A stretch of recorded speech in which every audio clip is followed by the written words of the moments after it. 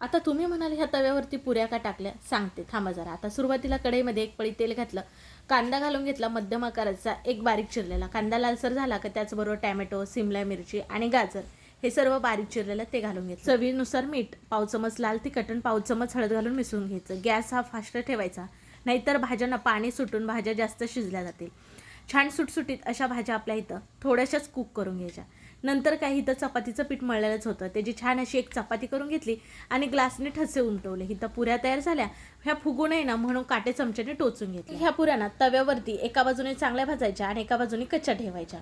आता जी भाजलेली बाजू आहे त्याला ना रेड चिली सॉस लावायचं. वरून आपण तयार केलेली भाजी भरपूर असं चीज किसून वरून चिली फ्लेक्स ऑर्गेनो लावायचं. आणखीन एक पुरी घ्यायची, जी पुरीची भाजलेली बाजू आहे ना तिला मिओनीज लावून घ्यायचं आणि ही पुरी सुद्धा ह्याच्यावरती ठेवायची. तव्याला तूप लावून दोन्ही बाजूनी छान असं शेकून घ्यायचं. मुलांना पिझ्झा देण्याच्या ऐवजी हा गव्हाच्या पिठाचा पौष्टिक नाश्ता नक्की बनवून द्या.